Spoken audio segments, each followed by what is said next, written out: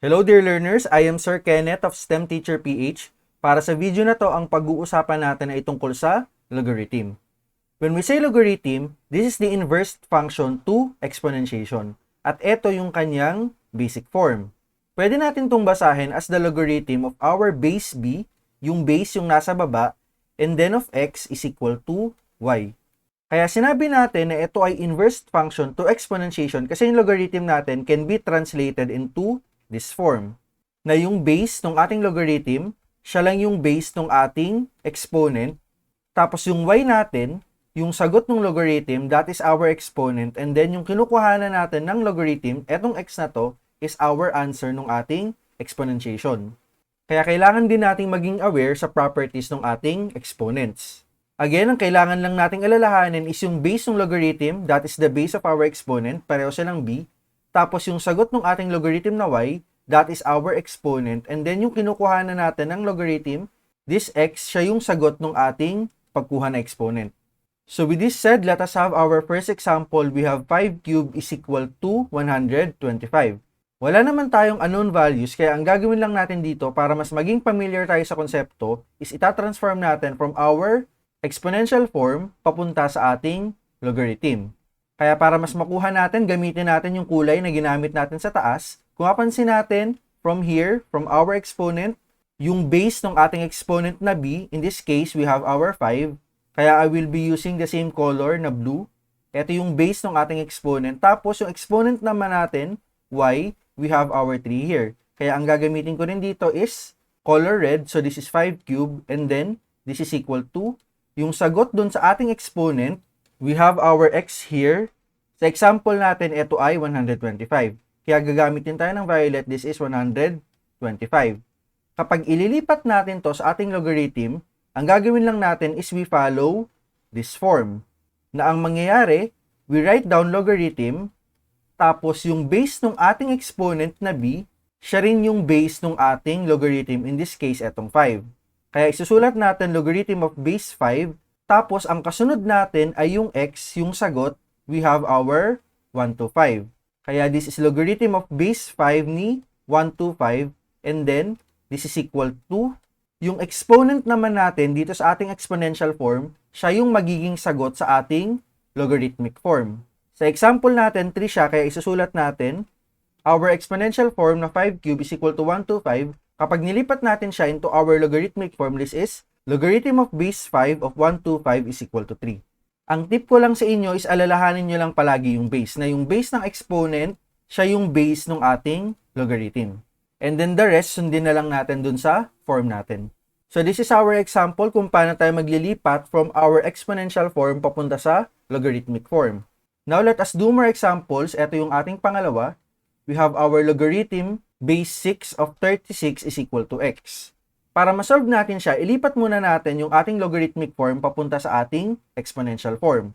Again, as we follow our pattern, yung base ni logarithm, siya yung base ng ating exponent, tapos yung sagot niya, this is our exponent. Kaya yung ating logarithm base 6 of 36 is equal to x ay magiging, ang base natin is 6, kaya ito yung base ng ating exponent, so this is 6.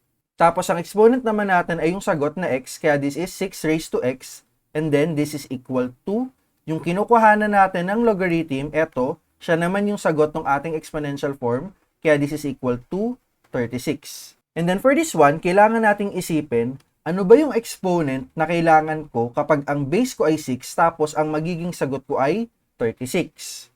Kaya ang technique natin dito, kunin natin yung ating base na 6, tapos i-multiply natin siya by itself, kasi exponent tayo, 6 times 6, this is already equal to 36. Nag-multiply lang tayo by itself ng isa, 2 beses. Kaya yung x natin, ang kailangan lang natin ay exponent na 2. Kaya this is 6, and then raised to 2, this is equal to our answer na 36. Ngayong nakuha na natin siya into this form, ibalik na lang natin siya sa ating logarithmic form. Sulat natin siya as our logarithm. Tapos yung base ng exponent natin na 6, siya yung base ng ating logarithm, logarithm of base 6. Tapos yung sagot natin, siya naman yung kukuhanan natin. So this is logarithm base 6 of 36. And then this is equal to, yung exponent natin, siya yung magiging sagot ng ating logarithm. Ang nakuha natin ay 2, kaya this is just equal to 2. Yung value ng x natin ay equal lang sa 2. This is how we solve for the value of x given ng ating logarithmic equation. Let us do more example. Punta tayo dito sa ating pangatlo. We have the logarithm base 4 of 256 is equal to x. Same process, ilipat muna natin from our logarithmic equation papunta sa exponential. Again, yung base ng logarithm, siya yung magiging base ng ating exponent, tapos yung sagot ng ating logarithm, siya yung magiging exponent, kaya this is 4 raised to x. And then yung nasa loob, siya naman yung magiging sagot ng ating exponential equation, so this is equal to 256. Ngayon, iisipin natin, ilang beses ako magmumultiply ng 4 para makuha ko yung 256. So let's start with our 4 times 4. This is just equal to 16. Kulang pa rin. So magmumultiply pa rin tayo ng 4. This is already equal to 64. Kulang pa rin tayo. So subukan po ulit natin magdagdag ng isa. We have 4 times 4 times 4 times 4. Kapag kinumpute natin to, this is already equal to 256. Nakuha na natin yung gusto natin. And then bilangin na lang natin kung ilang beses tayo nagmultiply. So this is 4 raised to 1, raised to 2, raised to 3, and then raised to 4. Minultiply natin yung 4 by itself ng 4 na beses, kaya ang exponent natin, this will become equal to 4 para makuha natin yung 256. Kaya kapag sinulat natin to, this is 4 raised to, this is already equal to 4, and then equal to 256. Ngayong equivalent na siya, ililipat na lang natin into our logarithmic form. Kaya ito ay magiging logarithm, tapos yung base ng ating exponent na 4, siya yung base ng ating logarithm. So this is base 4. Tapos yung sagot na 256, siya yung kukuhanan natin ng logarithm. So this is logarithm base 4 of 256. And then this is equal to yung exponent ng ating exponential equation, siya naman yung sagot ng ating logarithmic equation. So this is equal to 4. Our x, this is just equal to 4. This is it for this example. Let us do more practice dito sa ating pang-apat na example. Meron tayong logarithm base 3 of 2,187 is equal to x. Medyo malaki na yung kinukuhanan natin ng ating logarithm. Pero we do the same process. Yung base ng ating logarithm, siya yung base ng ating exponential equation. So this is 3. Tapos yung sagot niya, ito naman yung magiging exponent natin. So this is 3 raised to x. And then this is equal to, yung kinukuhanan natin ng logarithm, siya yung sagot sa ating exponential equation. So this is 2, 1, 8, and then 7. Same process, alamin ulit natin kung ilang beses ako magmumultiply kay 3 para makuha ko yung 2,187. So medyo malaki siya. So let's start with our 3 times 3, dalawang beses. So this is just equal to 9. Tapos multiply pa tayo ng 3. So 9 times 3, this is just 27. Kapag nagmultiply pa tayo ng 3, 27 times 3, this is already 81. Kulang pa rin. Ang kailangan natin ay 2187. Multiply ulit tayo ng 3. 81 times 3, this is 243. Kulang pa, kaya isa pa. Let us again multiply by 3. 243 times 3, this is just equal to 729. Medyo malapit na pero kulang pa rin. Multiply ulit tayo ng 3. 729 times 3, this is already equal to 2,187. Ayun, nakuha na natin siya. Tapos, bibilangin na lang natin kung ilang beses tayo nagmultiply ng 3. So, we have 1, 2, 3, 4, 5, 6, and then 7. Kaya minultiply natin yung 3 by itself ng 7 times bago natin makuha yung ating 2,187. Kaya we can write our exponential equation as 3 and then raised to 7. This is equal to our 2,187. Ngayong nakuha na natin siya, ilipat na lang natin pabalik sa ating logarithmic equation. This is logarithm. Tapos yung base ng exponent, again, base ng ating logarithm. So this is base 3. Tapos yung sagot natin sa ating exponential equation, siya yung kukuhanan natin ng logarithm. So this is 2187. And then this is equal to, yung exponent natin sa ating exponential equation, siya yung sagot ng ating logarithmic equation. So we have our 7. Ang value ng x natin, this is just equal to 7. I hope nakukuha nyo na yung pattern kung paano tayo mag-transform from logarithm to exponential. And then pag-solve natin, ibabalik natin from exponential to logarithm. So with that, let us have our last example. We have our logarithm of base 5 of 1 is equal to x. So we apply our same process. Again, yung base ng ating logarithm, siya yung base ng ating exponent. And then yung sagot, our x, this is our exponent. So this is 5 raised to x. And then this is equal to, yung nasa loob, siya yung sagot natin. So this is equal to 1. Ngayon, medyo may problema tayo. Kasi yung base natin ay 5, tapos yung sagot natin ay mas mababa. Kapag minultiply natin yung 5 by itself, lalong lalaki yung number. Kaya ano kaya yung exponent na x para ang maging sagot natin ay 1? Kaya dito, babalikan natin yung ilang rules natin when it comes to exponents. Kapag nag-raise tayo ng any number, say a, to 0, ang sagot lang niya is 1. So this is the concept of zero exponents.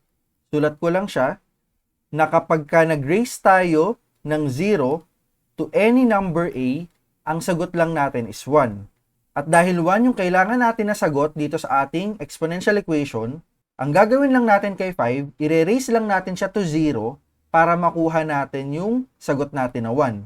Kaya ito ay magiging 5 raised to 0 is just equal to our 1. Equivalent na itong both sides ng ating equation. So with this, ibalik na lang natin siya into our logarithmic equation. So we have logarithm. Ang base natin na 5, siya yung base ng ating logarithm. And then same, yung sagot na 1, siya yung kukuha na natin. So logarithm of base 5 ni 1, this is just equal to yung exponent natin, in this case, 0. Our x is just equal to 0. Medyo nag-iba lang yung approach kasi meron tayong ginamit na rules when it comes to our exponents. So sabi ko kanina, last example na, pero meron pa pala tayong isa. Kaya ito na talaga yung ating last example. We have our logarithm base 7 of 1 over 7 is equal to x. Medyo kakaiba lang to kasi yung kinukuhanan natin ng logarithm is a fraction. This is 1 over 7. Kaya meron ulit tayong gagamitan na rules when it comes to our exponents. Pero ilipat muna natin siya into our exponential equation. Base 7, so this is 7, and then ang sagot ay x. So this is raised to x, and then this is equal to, ang sagot natin ay yung nasa loob, which is 1 over 7. Ang problema natin, pababa ulit tayo. Mula kay 7, papunta tayo kay 1 over 7. That is why we will be applying another rule when it comes to our exponent, which is our negative exponent. Kasi kapag kumukuha ka ng negative exponent, say negative x, ang gagawin natin is kukunin natin yung reciprocal niya. Disregard yung negative sign, so this is a raised to x. Ang reciprocal niya, kapag kinuha natin, this is just equal to 1 over a raised to x. Kasi yung a raised to x natin can also be represented as a raised to x over 1. And then kapag kinuha natin yung reciprocal nila, babaliktarin lang natin yung ating numerator at denominator, kaya tayo nakarating dito. So this is how we use our negative exponents. Kasi kung mapansin natin, yung base natin na 7, yung kukuhanin natin na sagot is just yung reciprocal niya.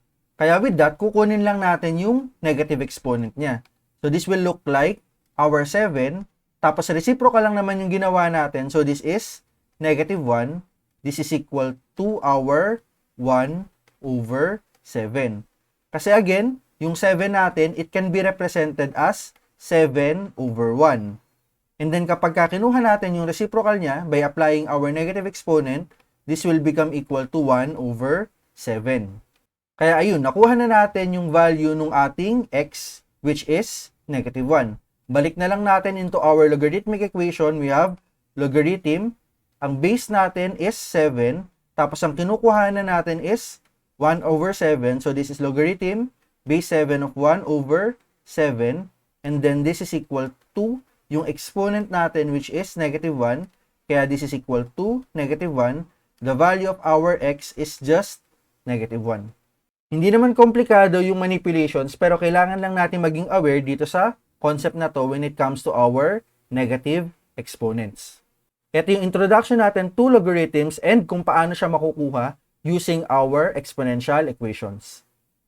Hello everyone! I am Sir Kenneth of STEM Teacher PH. Kung nakatulong sa'yo itong video na to, don't forget to hit that like button, subscribe to the channel, and click the notification bell para updated kayo sa ating uploads. Bye!